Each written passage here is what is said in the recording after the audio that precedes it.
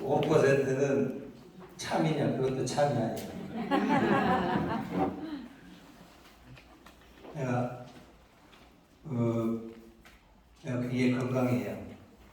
그래, 나는 평생 이렇게 지내면서 뭐 하면서 졸고 이런 것을 잘 못해요. 아니, 그런 걸 잘 안 해. 뭘 하는, 정신 쓰고 하는데 왜 졸아? 졸고 그런 거 잘 안 하는데, 그만큼 건강하다는 거예요. 네, 산행, 저희 스님들 산행 많이 하잖아요. 그죠? 다 산에 절들이 있으니까.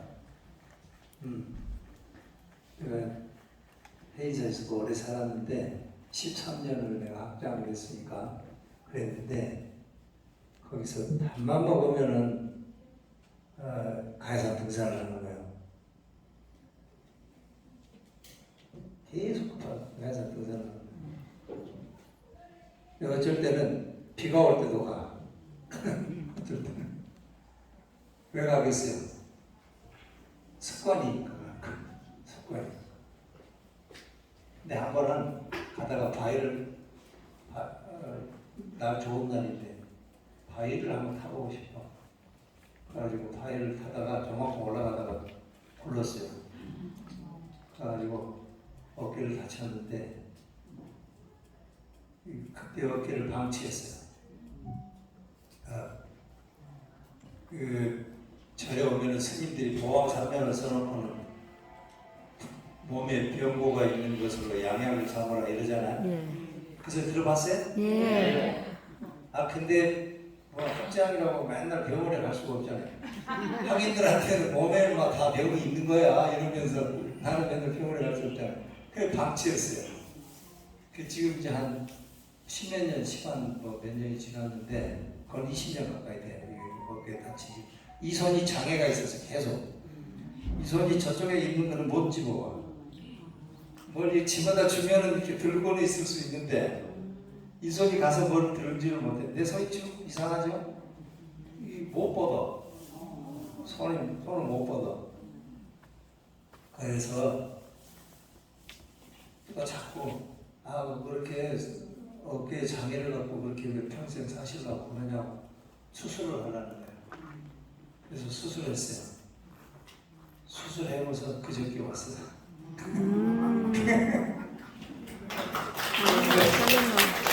그러니까 이 손이 아주 그때 아까 지장전에서 연구를 하는데 마이크를 이렇게 들고 있어야 이 손으로 요령을 할 거 아니에요. 이걸 들고 있는데 어깨가 아파서 도저히 못 들고 있는 거야. 어깨가 아파서. 그랬더니 또 허공 스님이 종소에 이렇게 내 사무실에 있는데 허공 스님이 왔어요. 깜짝 반갑게 봤는데 밥 먹고 간다 그래서 여담으로 야 법문을 해야 되는데 그냥 가는 사람이니까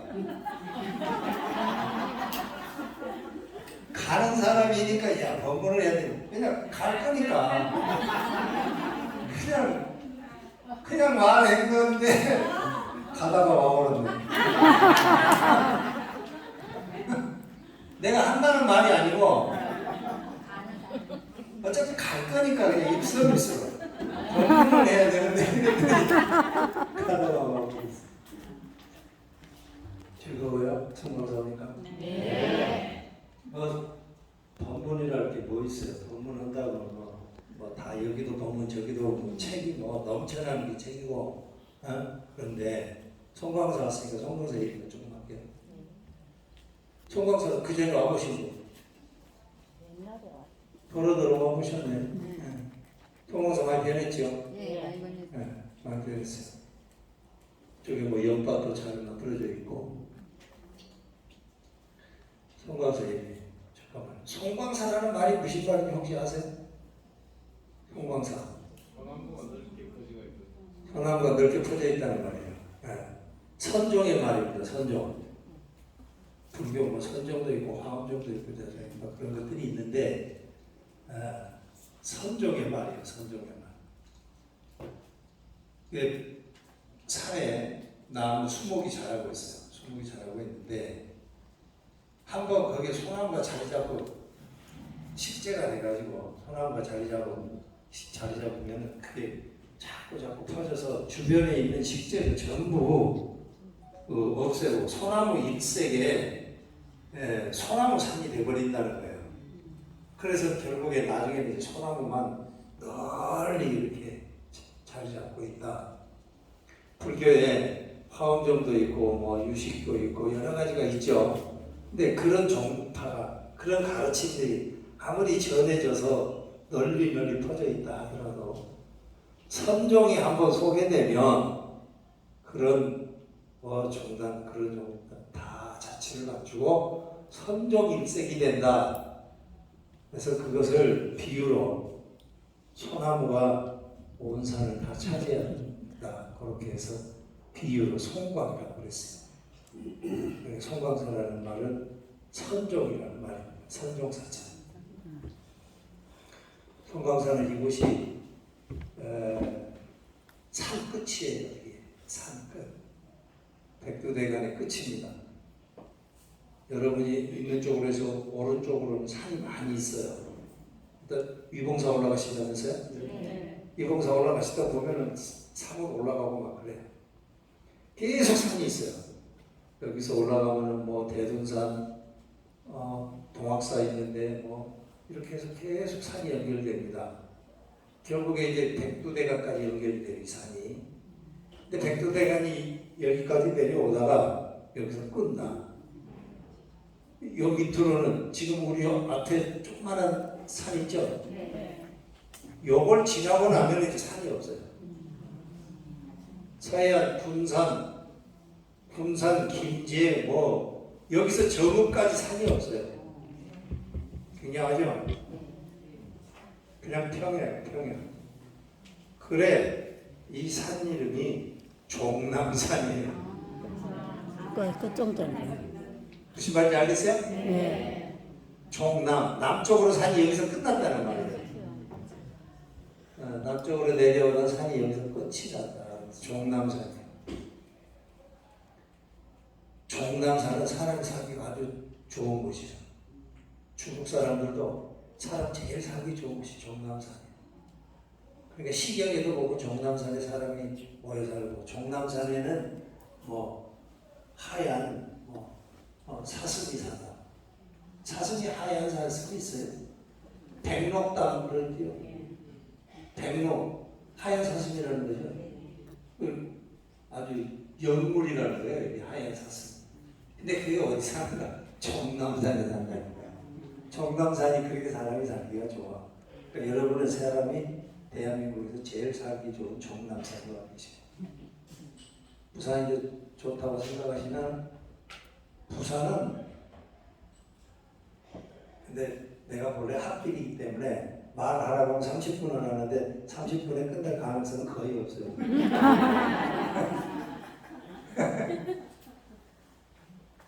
부산은 내가 부산 맨 처음에 가본 게 해이사 학위 때예요. 해이사 학위 때 1976년대예요. 동안거 해제를 했어. 동안거 해제를 하니까 절에서 이제 스님들이 이제 밖에 나가서 놀다 오라고 동안거 해제하면 얼마나 밖에 나가고 싶어. 오라는데 한 군데도 없어도 막 가고 싶은 데가 많아. 그 돈을 한 사람한테 한 3,000원 주는 거예요. 재무스님이 다 낱낱이 3,000원씩 줘요. 요즘에는 이제 뭐 해제비를 좀 사면 많이 주는데 그때는 뭐 절대비 어려우니까 한 3,000원 주는 거예요. 3,000원을 받아. 가까이 지내는 사람들하고 이제 이렇게 이제 작담을 하는 거지. 뭐라 부산에 가자고. 그때 바로 해이사의 주지 스님이 도성 스님이었어요.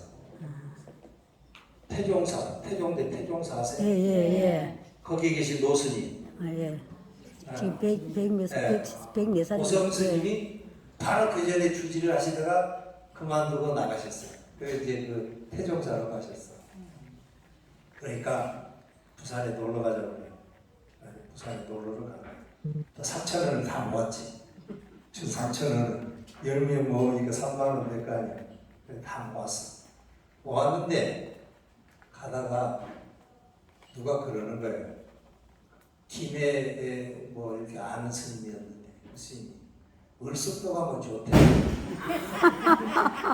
그래. 태동에서 말 들어보니까 을숙도 이게 이름이 좋아. 섬 이름이 을숙도니까. 설수도 그래 제주도 할 때. 이게 섬 이름도 참 대단히 시적이고 좋아. 야, 내가 한번 가보자. 노을 을자. 갔어요. 부산 한 번도 안 가봤어요. 그때가 부산 처음이야. 네. 가가지고 하단이라고 그러더라고. 예, 하단수 났습니다. 하단에 가가지고 일단 그 동안걸 해제수가 얼마나 추워요. 아, 좀. 요즘도 춥지. 예, 요즘도 6월달에. 춥지만 전에 더 추웠는 것 같아요. 아주 추워. 옷이 뭐 그렇게 좋지 않아서 그렇게 추웠는지 어쩐지 하여튼 되게 추웠어요. 그래서 이제 가가지고 야 이제 저녁에 와가지고 잠잘 때는 있어야 되니까 그래도 돈 쓰기 전에 여관비부터 해놓고 가서 울숙도 가서 놀아야지. 그리고 여관비를 줬어. 그러니까 돈이 다 들어가. 돈이 없어 이제. 그래가지고 그래도 뭐 여기까지 왔으면 울숙도 가서 놀아야지. 울숙도 가봤어. 황나가 아무도 없어. 아 울숙도 갔더니 뭐지 이래 이게. 그때 아무도 없었지. 여기 가려고 왔어? 가야산 행사가 훨씬 좋은 거야. 가야산이. 울숙도 가보니까 말만 울숙도가 아주 매력이지. 가서 보니까 아무것도 없는 거야. 지금은 괜찮다. 그때는 진짜 아무것도 없었지. 그것도 바다 보고 강 봤다 아닙니까? 바다도 보고 낙동강도 보고 다 봤다 아닙니까? 뭐 모래사장도 오고 뭐 갈대라고 그래봐야 뭐 그것도 뭐 대단히요. 해사 중봉에 가면요 갈대가 정말 어마무시하게 갈대밭이 있어요. 억시지, 억시. 와보니까 이거 가야산에 갈대밭은 어마무시한데 여기 와보니까 이게 아무것도 안 보여. 그래가지고 거기 있었어요. 실망하고. 그런데 그 스님이 그러는 어떤 스님, 야 오늘이 정월 대보름이니까 정월 대보름이 동안도 해제날이잖아. 예. 동안도 해제날이니까 낙동강에 이게 낙동강을 한번 건너면은 복이 옵니까 우리 낙동강을 그러는 게 아 추워 죽겠는데 저녁이라도 먹어야 되는데 돈이 없어서 저녁도 못 먹고 그래도 낙동강 건너면 또 아냐 또 누가 또 밥이라도 사줄지. 그래 해질녘까지 거기서 기다렸어. 해가 넘어갔네. 이런 거 보고. 거기서 낙동강 대교까지 또 걸어갔어. 낙동강을 걸어갔다. 얼마나 추워. 바람도 많이 불어. 그래도 야 그 부산 다시는 안 와야 되겠다. 누가 밥 사주지도 않아. 꽁꽁 얼어가지고 코 질질 흘리고 에덴에 그 여관을 찾아갔어. 문제는 거기서 생긴 거야. 갔더니 여관 주인이 여관비를 또 내라고 그래. 아니 아까 줬잖아요. 언제 줬어요? 어? 근데 돈이 하나도 없는데 어떡할 거야? 잡히래. 자고 나갔으니까 또 내야지. 그러니까 얼마나 부산이 싫어. 야, 어떤 놈이 부산 오자 그랬어? 왜 부산 오자 그랬어?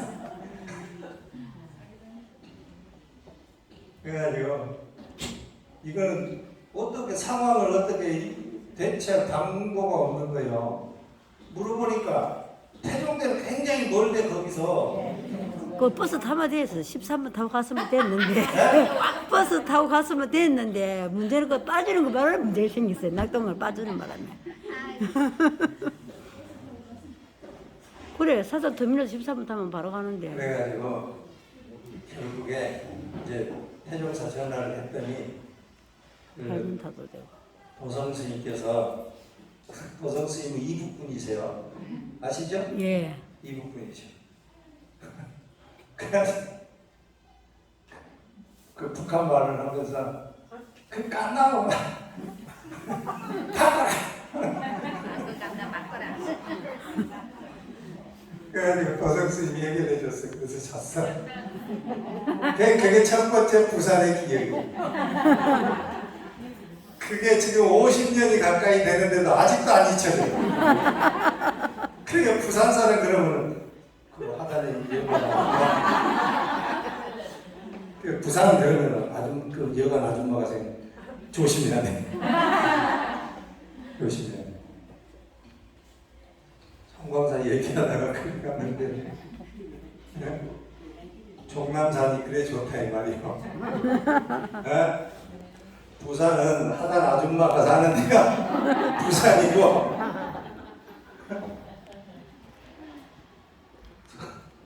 종남산은 하얀 사슴이 사는 데야. 그 비교가 되지?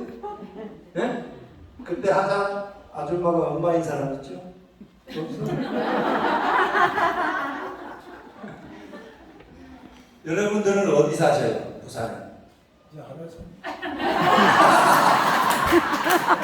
어디냐면 동아대학에 올라가는데.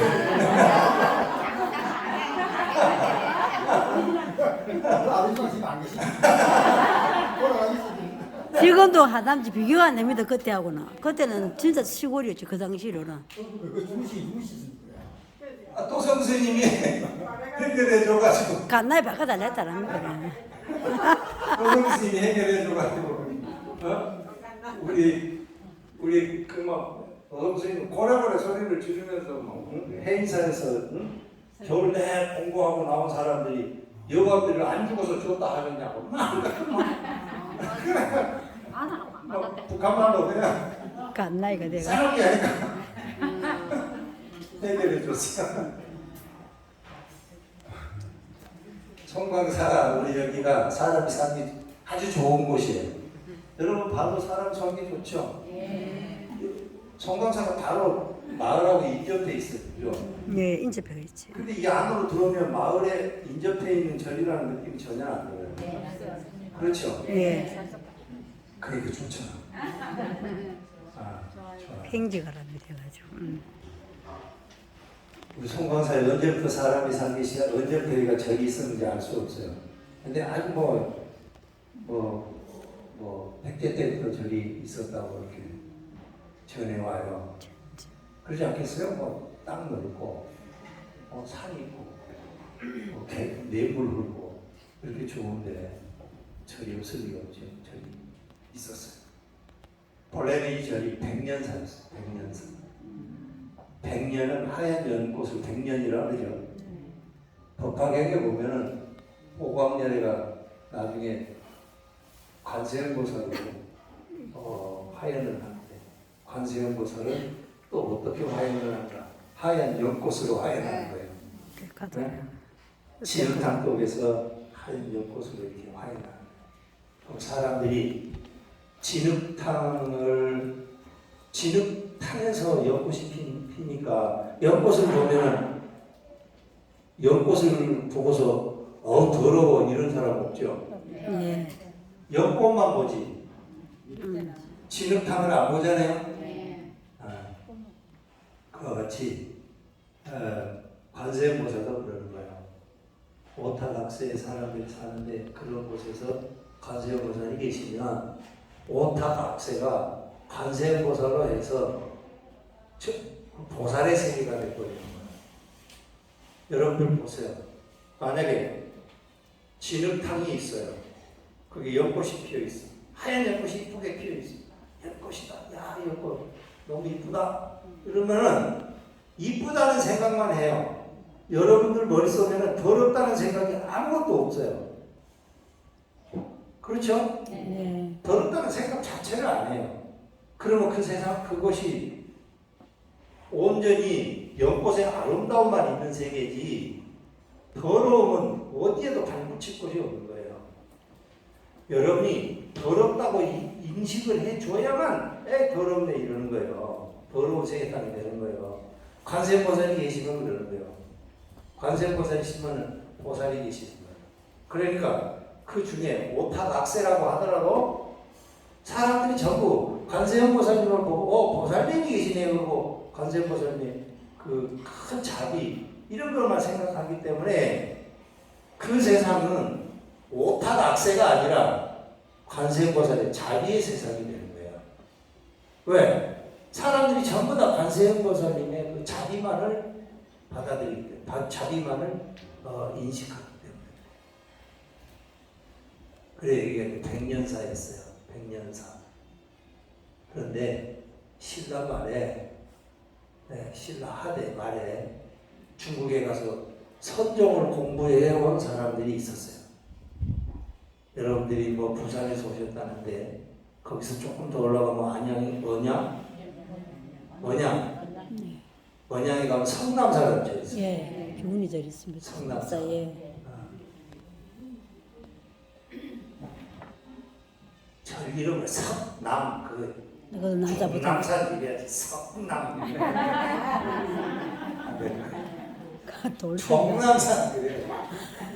성남. 거기에 보이국사라는 분이 중국에서 선을 공부하고서 신라로 돌아와가지고 경주에서 경주 근거에 자리를 잡고 경주에서 활동을 하려고 성남사에 이렇게 계셨어요. 성남사에 가면은 보이국사 부도가 있어요. 보셨어요? 그 뒤로 이렇게 돌아가면 있잖아요. 부도가 아주 아름답죠. 거기에 있는데 보이국사가 거기서 활동을 하려고 그래도 사람들이 잘 안 바뀌어요. 잘 안 바뀌어. 선종을 믿으려고 하질 않아. 이 종교라고 하는 게 뭐예요? 그죠? 자기 그 절대 신념 체계이기 때문에 시 다른 거하고 이렇게 타협을 잘 안 해. 자기 걸 지키려고 그러고 뭐 이런 성향이 강해요. 선종을 아무리 얘기해도 사람들이 안 들어. 그러니까 아무리 해도 노력을 해도 헛소리고요. 그래서 경주는 인연이 없구나. 그래서 설악산으로 들어갔어요. 설악산. 설악산에서 조그만 띠집을 짓고 살았어요. 띠집. 그게 억성사라고 해요. 억성사. 옛날 분들은 전 이름 같은 것도 잘 지어. 억성사. 억성. 억성사에 내가 얘기하다 보면 끝이 없으니까 건너뛰읍시다. 거기에서 한 사람 제자를 길렀어요. 이러저런 제자들이 100명, 1000명 이렇게 길러낸 게 아니라 한 제자를 길러냈어요. 설악산 같은 깊은 산 중에서 사람도 없는 데인데 여기는 사람과 마찬가지로 거기 사람도 없는데요. 그 사람 한 사람 길러내. 그것만 해도 어디야? 그 스님 이름이 영고화상이에요. 따라서 영고화상. 영거화상이라는 건데 영이라고 하는 것은 물들 염자예요. 거할 것자. 물들어 산다는 말이야. 물들어 산다. 영거화상이라는 것을 길러냈어요. 영거화상은 억성사에서 나와가지고 조금 도회주로 나와서 진전사라고 하는 곳에서 계셨어요. 거기에서 또 이 영거화상이 제자를 한 명을 길렀는데 그 스님이 보조체증선사예요. 보조체증. 보조체증선사는 고향이 어디냐면 이 종남산 이렇게 넘어서 종남산 이쪽에는 송방사가 있으면 저쪽에는 보조체증의 고향이에요. 그러니까 여기 지금 산이 있죠? 예. 저쪽으로 산을 넘어가면 그래요. 보조체증의 고향이에요. 근데 어떤 연유인지 아무튼 이분이 영거화상의 제자가 됐어요. 공부도 많이 했고 영거화상이 자기 그 법으로 스승의 스승 보이국사에 대한 얘기를 듣고 나도 중국에 공부하러 가야 되겠다. 중국에 공부하러 가려고 마음을 먹어. 그런데 자기가 아는 것이 자기 고향 언저리에 가면 중국이 가까워. 군산에서 배를 타면은 그냥 그 위에 그쪽으로 이렇게 가는 길은 금방 가요. 아주 가까워. 그러니까 이 보조 최증선사 그거를 알고 자기 고향 마을로 와서 서해안에 가서 배를 타고 중국에 들어가려고 다시 이곳에 와요. 그래서 이 절에 머물렀어요. 여기에서 머물렀어요. 그때 이 절이 백년사라고 그랬죠? 백년사라고 그런 절이요. 여기에 머무는 거예요. 여기에 머물면서 그 보조 최증선사가 시도 몇 개 남겨놓고 그랬어요. 중국에 가서 공부를 하고 4년 동안 공부를 하고 다시 돌아왔어요. 돌아올 때도 이곳으로 돌아왔어요. 그래서 이 백년사에 머물면서 다시 중국에서 배워온 선종의 가르침을 여기에서 가르치기 시작을 했어요. 그러면서 이 절의 이름을 백년사에서 송광사라고 바꿨어요. 보조 최증선사. 지금은 이곳이 비록 법화경의 가르침을 바탕으로 해서 법화정토를 추구하는 백년사이기는 하지만 선종이 훨씬 더 그보다는 수승한 가르침이니까 결국에는 여기가 선종고명이 되고 그런다고 해갖고 이 절을 보조 최증선사가 송광사라고 절을 바꾼 거야. 그걸 이제 그만두고 뭔 말인지 알겠죠? 예. 근데 그거 뭐 중요한 거 아니고 해봐야 답이 안 나와. 이게 그렇게 절이 이제 이리저리 나왔는데 뭐 과거 전통 시대에 얼마나 살기 어려워요. 여러분들은 정말 복 있는 분들이에요. 여러분들이나 나나, 그죠? 우리 대한민국의 역사 가운데서 여러분들보다도 더 풍요롭게 산 세대가 있었어요? 없지. 세종대왕이 여러분들보다도 더 맛있는 거 많이 먹었을 것 같아요? 어땠을 것 같아요? 먹었을 것 같아요? 아니 뭐 왕이니까 먹었을 것 같아요? 천만에. 배달도 안 되고 냉장고도 없었고 뭐. 그렇죠. 없어요. 모든 것은 유통이 돼야 돼요. 유통이 되는데 그래 가지고 가다 유통이 봤어. 되는데 냉장고가 천없이 부산에 좋은 것이 있다 해도 냉장고도 없고 그것을 며칠 맨날로 가지 한 달 가 있어 가려고. 왕한테 올리려면은 지금같이 무슨 뭐 냉동 기술이 있어, 뭐 전기가 있었나? 무슨 탑차 기술이 있어, 무슨 재주로 세종이 그걸 먹을 거야? 안 되는 거예요. 그러니까 여러분들은 대한민국에 살던 사람들 어떤 사람들보다 신라 진흥왕이든지 뭐 태종 무열왕이든지 뭐 누구든지 뭐 여러분들보다도 더 윤택하게 산 사람은 없어요. 여러분들보다도 더 좋은 집에 산 사람도 없어. 그런데 여러분은 불행하다고 그래요. 불행하다고 하지 마세요. 네? 세상에 누릴 복은 조선의 지금 우리 5천년 역사에서 가장 윤택한 환경에서 누릴 거 다 누리면서 사는데 왜 불행하다고 느껴요? 맞습니다. 네? 맞아요. 맞아요? 맞아야지. 행복하다고 그래 느끼시기 박수를 바라요. 쳐야지. 이 전통시대 굉장히 어렵죠.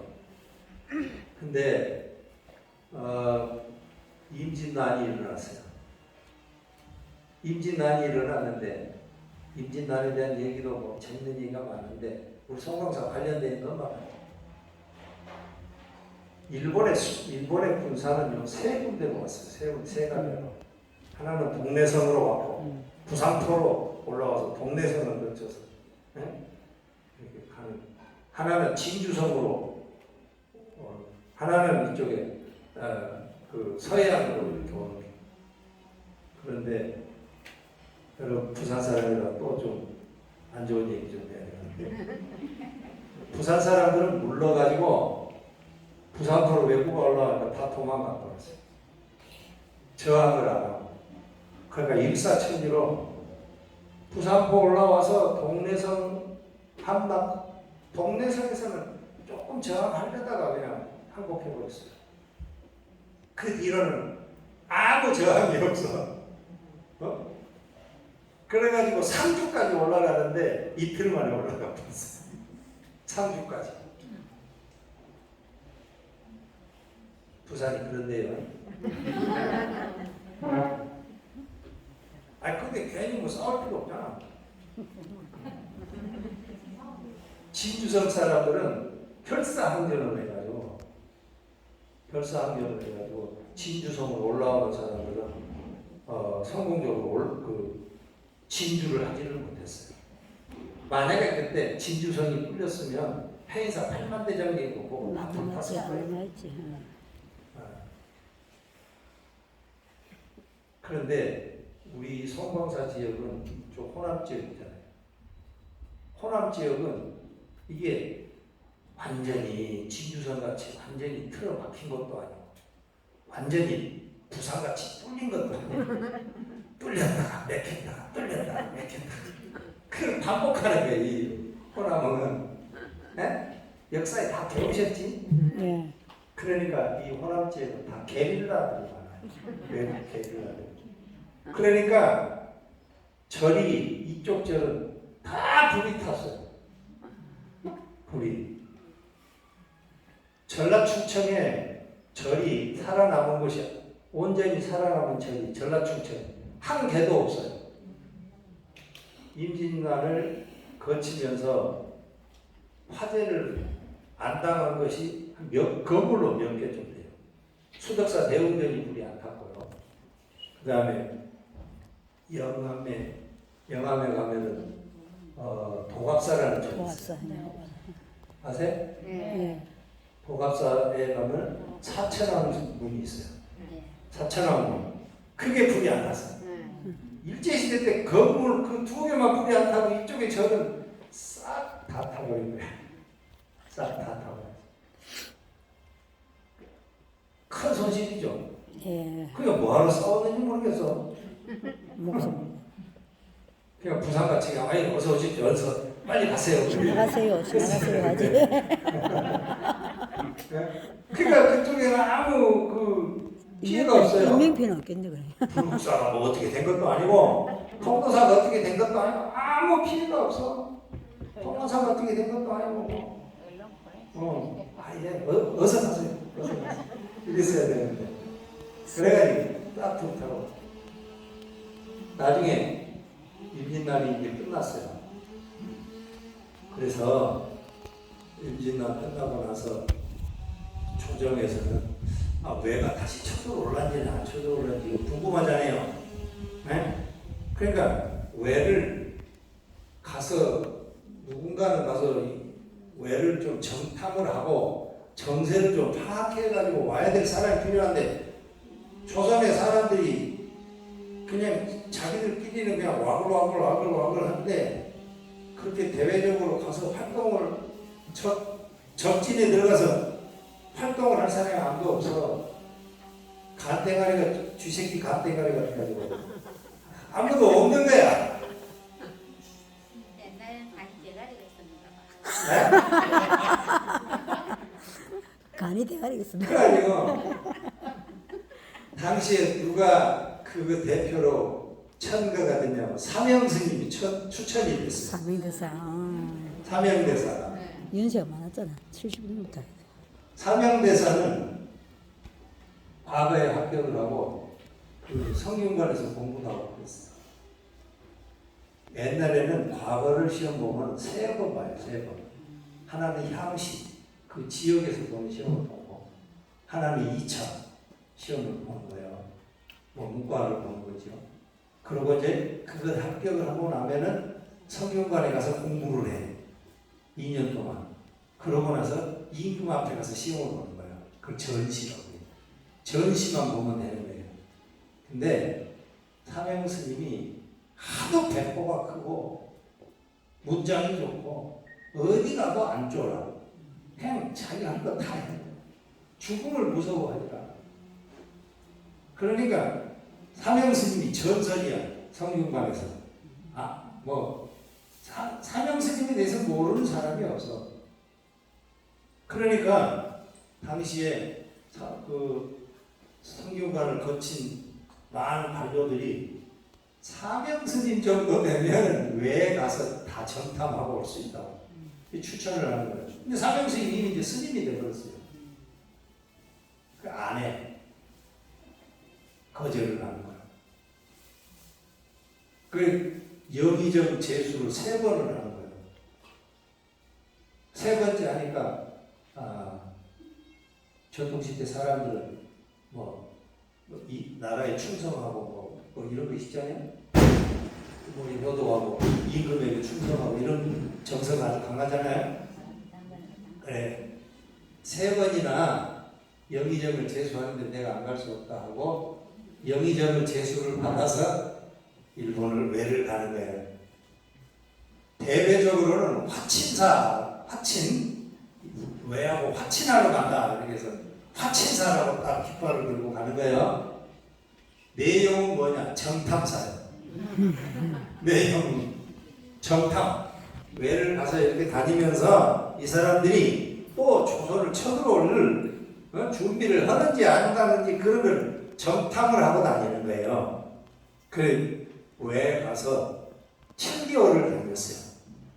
7개월을 다니면서 그 번구, 일본은 다 이게 지방자치이기 때문에 번에 이제 그 번들이 번 그러면은 우리도 보면 시고 이럴까 구 이럴까 그래요.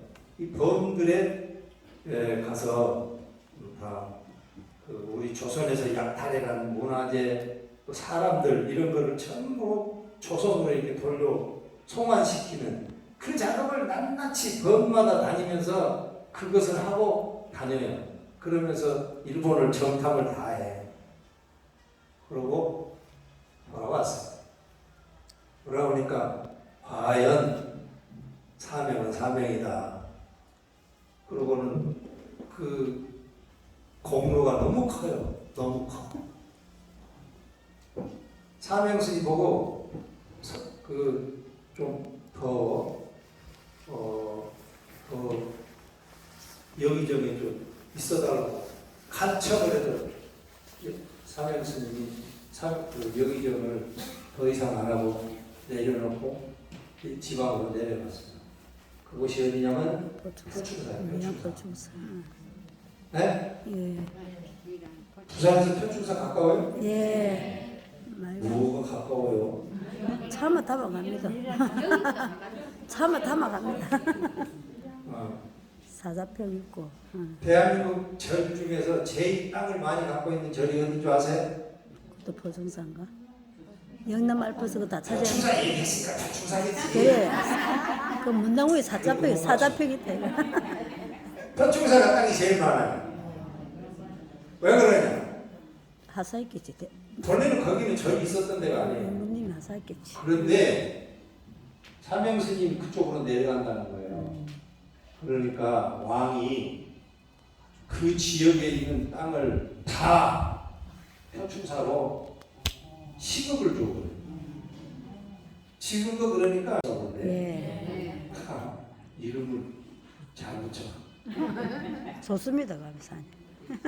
거기 가서 있었어. 이제 다시 말해서 이 사명스님이 역할이 아주 컸다는 거예요. 예. 그러니까 조정에서 여태 그 당시까지 불교에 대해서 강한 거부감을 갖고 있던 유생들 이런 사람들이 불교에 대해서 거부감을 노골적으로 드러낼 수가 없는 상황이 됐어요. 그때 자꾸 이제 의견들이 나오는데 어떤 의견이냐? 전란 충청의 절이 다 전소됐는데 복원을 하는 게 옳지 않냐? 그런 의견들이 나와요. 광해군 아들 또 인조의 아들 법당에 혹시 여러분들 가보셨는지 모르겠는데 법당에 가면은 그런 분들 밑에가 있고 그래요. 그런 분들은 전주민씨 고향이잖아요. 예. 그러니까 전주에 와서 어린 시절을 여기에서 보내고 가고 그래. 그 사람들이 전주에 대해서 잘 아는 거예요. 대신들이 자꾸 전라천청의 절을 복원하는 게 옳습니다. 절을 하나 복원합시다. 그러는 거예요. 그러니까 기다리고 있다가 광해군이 그러면 절을 하나 복원을 합시다. 어디에 절을 복원을 할까 잘 수기해서 올리라. 그러니까 전라 충청은 전라가 중심이고 충청도 사람 치료하지. 전라 충청은 전라가 중심이야. 그러면 전라의 중심은 어디겠어요? 광주. 전라의 중심은 전주하고 광주. 내가 이렇게 말하면 답이 있는 전주. 전주 완주. 가명이 전주에 그래 있었어요. 전주지 전주. 또 가명이 그러니까 전라 충청 그러면 전라가 중심이고 전라의 중심은 가명이 있는 전주가 중심인 거예요. 송광사도 전주 송광사예요. 조선시대에는 전주 송광사. 이게 이제 일제시대 때 행정국이 개편되면서 이게 완주 송광사가 됐어요. 전주를 완주가 이렇게 삥 둘러싸고 있어요. 네. 그러면은 전라의 중심은 가명이 있는 전주니까 전주에 있는 절을 하나 복원하자. 그럼 전주에 어디 절을 복원했겠어요? 정남산 내소산가 정남산가 거기다 큰데 송광사 밥 안 먹었어요? 먹었어요. 전주에 어디 절을 복원했겠냐고요? 송광사 정남산. 국가적인 차원에서 인진 정유 양난을 끝내고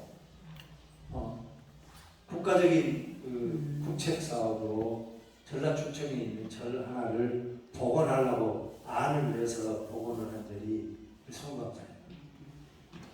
지금 대웅전에 여러분들 가보셨는지 모르겠어요. 보물이만. 가보셨어요? 예. 불쌍하고 법당이 좀 비대가 안 맞죠. 예. 왜 그랬을까?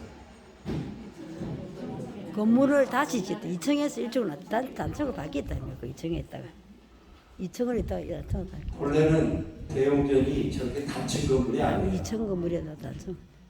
전면 3칸, 전면 5칸, 측면 3칸 지금 단층 건물인데 본래는 전면 7칸, 측면 5칸. 2층. 그래서 2층 건물이에요. 그래서 그러니까 법당이 부채는 너무 크죠. 예. 그러니까 그 법당이 그런 건물에 알맞은 비대의 부처님을 그렇게 모신 거예요.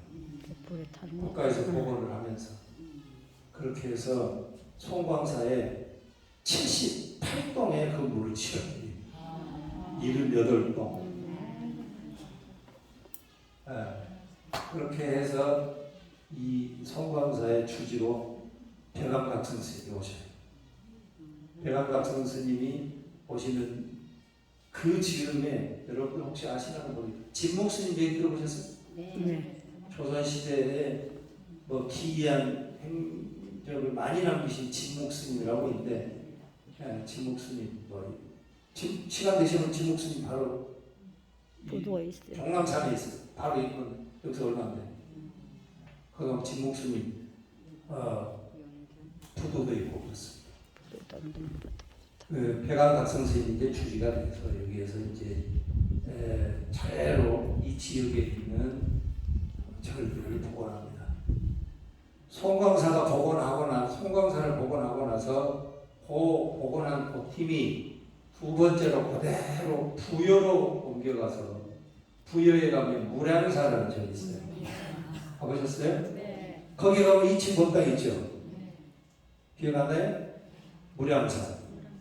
거기는 김시습이라고 하는 분이 그 세종의 왕위를 반대했던 분이잖아요. 명분이었다고 해서. 그런데 이분이 나중에 출가해서 승려가 돼가지고 말년에 무량사에서 돌아가셨어요. 그러니까 조선의 유생들은 김시습에 대한 얘기를 다 어제 일같이 기억해요. 그래서 두 번째로 복원하는 절로 무량사를 저기서 무량사를 복원했어요. 무량사를 복원하는 팀들이 그 다음에 어디로 갔는가? 공주 갑사로 갔어요. 갑사. 왜 갑사로 갔는가? 그 갑사에는 우리나라 사람들은 산신신앙을 많이 하죠. 여러분들은 뭐 산신 뭐 기도하고 그런 분들 있어요? 있을 거예요. 아마 거의 다 있어요. 산신이 기흉화복을 다 이렇게 정지해 준다고 믿어요. 그러니까 산신신앙을 갖고 있는데 우리나라 산신 중에서 제일 센 산신이 어디가 있나? 지리산. 지리산이 아니라 내가 공주 갑사를 얘기했는데 공주 갑사. 지리산 얘기하면 되겠어? 갑사. 갑사.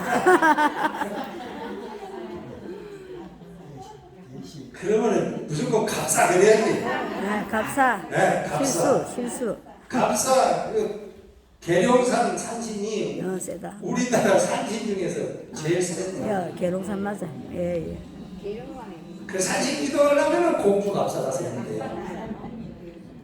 그러니까 국가의 운명의 명운이 굉장히 중요한데 산악신앙이라고 그러다가 그러니까 공주 갑사를 빨리 복원해야겠어.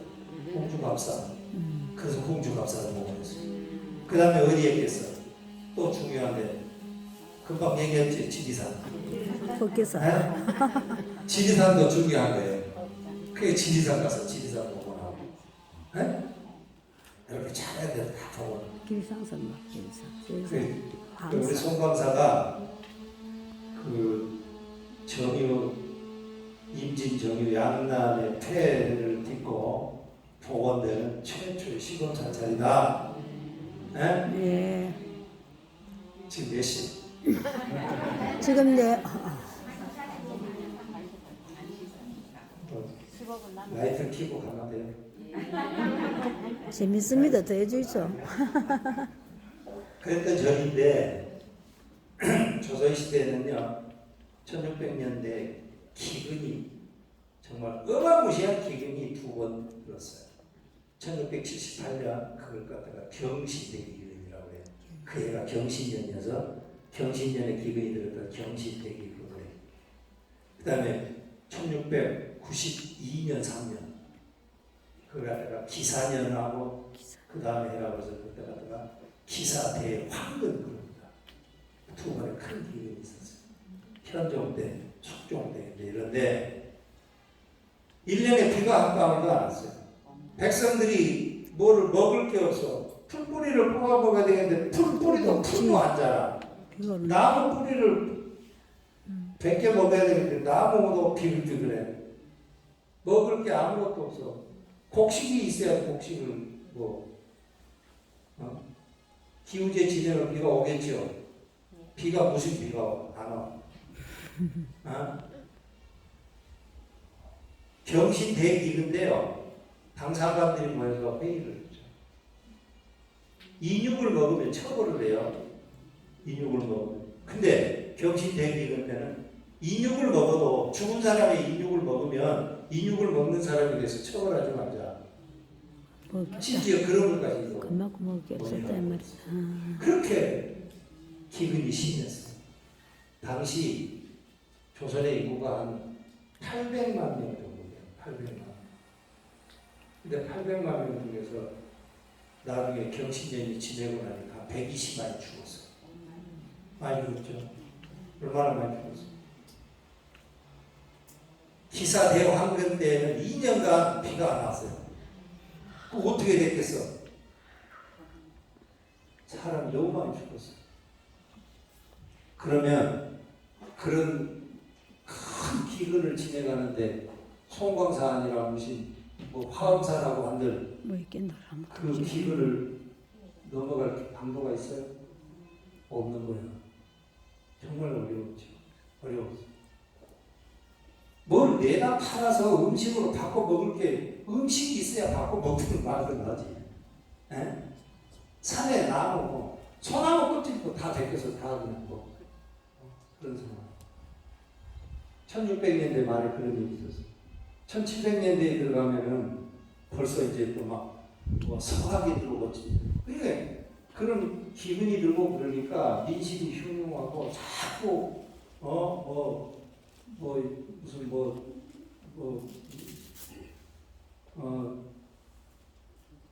역성연구 뭐 이런 뭐 얘기도 흉흉하게 놔두고 뭐 정도령 이야기도 나오고 서학도 나오고 그런 거 아니에요? 서학이 나오면서 서학을 한다는 사람들이 천주시대를 공부한 서학을 하는 사람들이 굉장히 많이 억압을 많이 받았죠. 근데 국가에서 서학을 이제 무슨 물론 이제 그 사람들이 성리학을 안 하고 천주학을 한다 해서 타락한 것도 있지만 그 실 내용은 저 사람들이 역성혁명을 기도할 가능성이 있는 사람들이다 해서 그렇게 강하게 탄압하는 거야. 그런데 이 불행하게 천주시비를 공부한 사람들이 송광사 와서 공부를 했어. 스님들하고. 그래서 스님들이 여기서 천주학을 공부한 거야. 천주 가명에 발각이 됐어. 천주 가명에서 데려다가 권장을 막 치고 그랬어. 권장을 3대 맞으면 사람은 다 쓰러져요. 권장을 3대 맞으면. 그러면 나중에 이제 그게 염증 생기고 해서 이제 죽는 거예요. 권장을 3대 맞으면. 그래, 송광사가 공식적으로 1821년에 공사조치를 받았어요. 공사조치. 공사조치라는 말은 송광사에는 앞으로 사람 살지 마.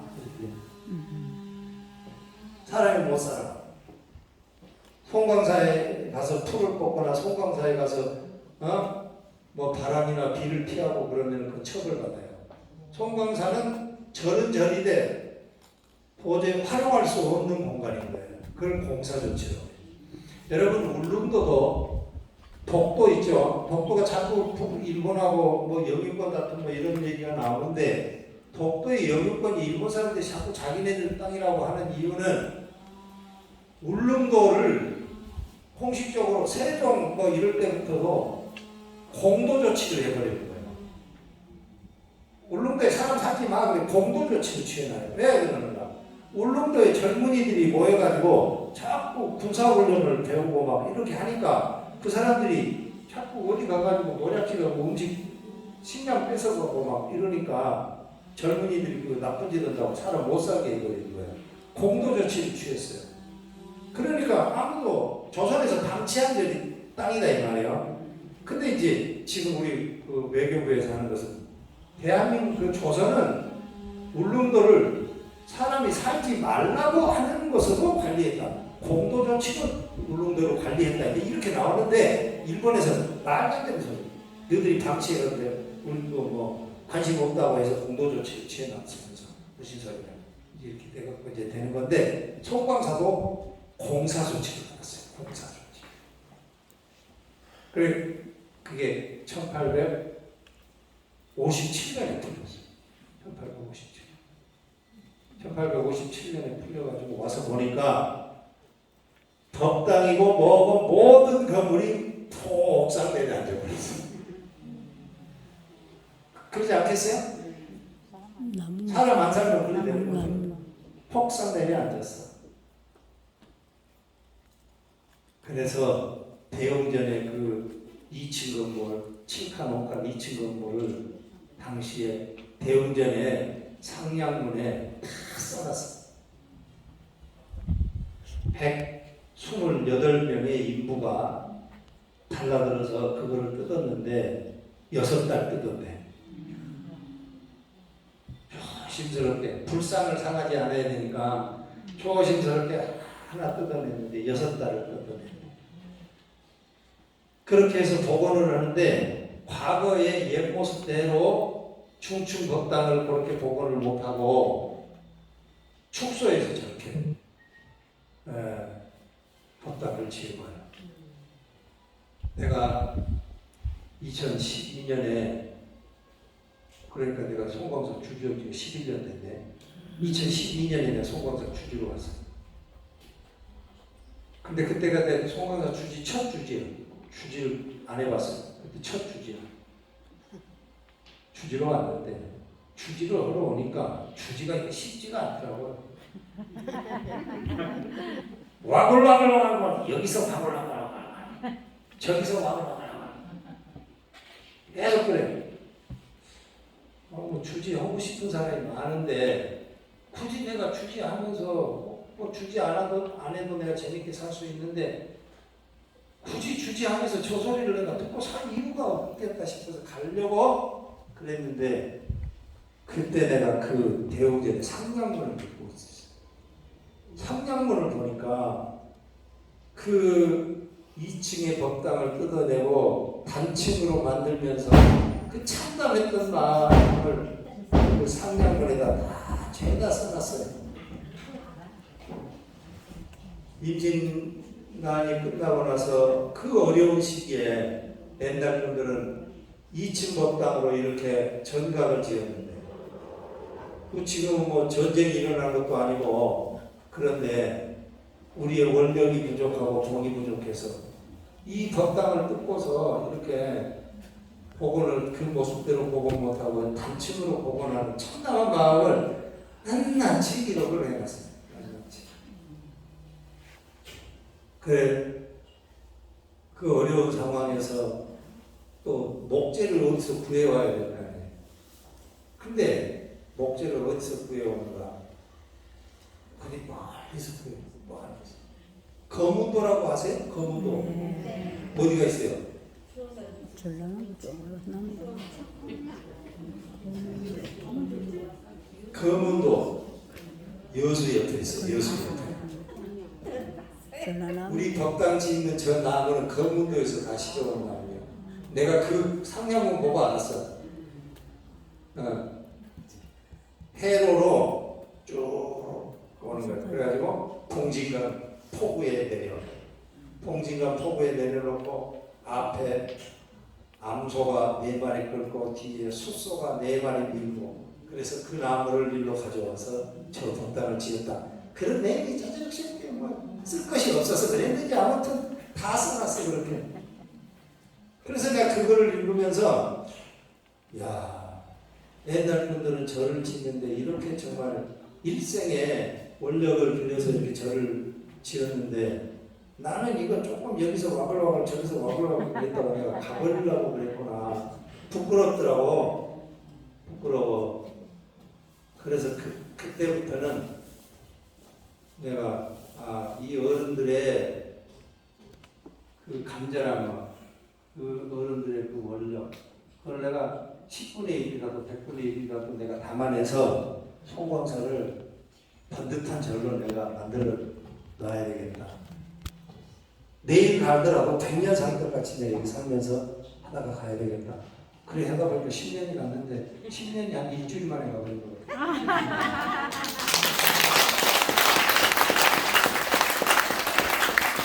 네, 부산에는 우리 송광사 같은 스토리를 가진 절은 없어. 왜냐? 문을 열어줘 버리기 때문에. 아시겠죠? 네. 내가 아까 얘기했죠? 한번 얘기를 시키면 내가 스톱이 안 돼. 네, 내가 여기서 이렇게 끝낸 것만 해도 대단한 인내가 필요했어. 잘 들어가세요.